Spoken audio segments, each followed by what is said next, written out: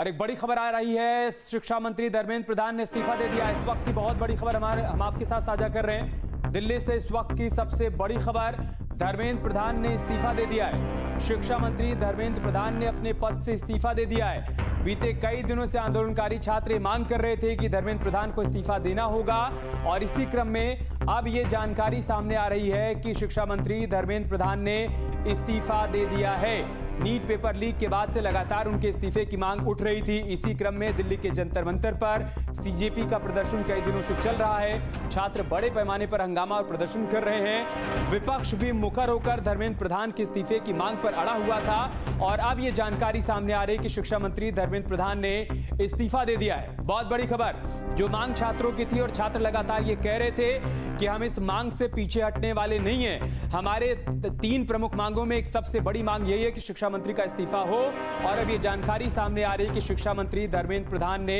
इस्तीफा दे दिया है। आज 4 बजे सीजेपी के प्रतिनिधियों से मुलाकात होने वाली थी जेपी नड्डा की और 24 घंटे का समय सीजेपी की तरफ से दिया गया था कि सरकार को इस पर फैसला लेना होगा कि शिक्षा मंत्री धर्मेंद्र प्रधान अपने पद से इस्तीफा दें और वही हुआ। धर्मेंद्र प्रधान ने शिक्षा मंत्री के पद से इस्तीफा दे दिया है। नीट पेपर लीक के बाद से लगातार दबाव था उनके ऊपर इस्तीफा देने का। एक तरफ प्रदर्शन चल रहा था, दूसरी तरफ विपक्षी पार्टियां भी उनके इस्तीफे की मांग पर अड़ी हुई थी। इसी क्रम में सदन की कार्यवाही भी नहीं चलने दी जा रही थी, बार बार सदन भी बाधित हो रहा था। इन सब के बीच सरकार की तरफ से कोशिश की जा रही थी कि संवाद के जरिए समाधान निकाला जाए।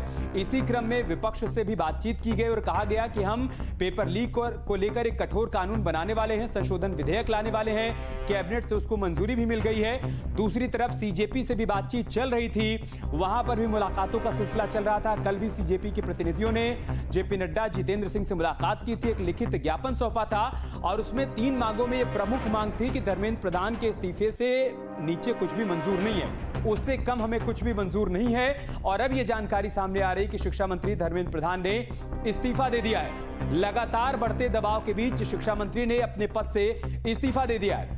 इससे पहले भी जब नीट का पेपर लीक हुआ था तब भी ये मांग उठी थी कि क्या सही तरीके से शिक्षा विभाग को वो नहीं ऑपरेट कर पा रहे हैं, इस वजह से परीक्षाओं के पेपर लीक हो रहे हैं। लेकिन उस बार किसी तरीके से डैमेज कंट्रोल हुआ था। इस बार जब नीट का पेपर लीक हुआ और दोबारा से परीक्षा करवाई गई, उसके बाद से ये मांग उठ रही थी कि फिलहाल उनको अपने पद से इस्तीफा देना होगा और अब ये जानकारी सामने आ रही है कि धर्मेंद्र प्रधान ने अपने पद से इस्तीफा दे दिया है।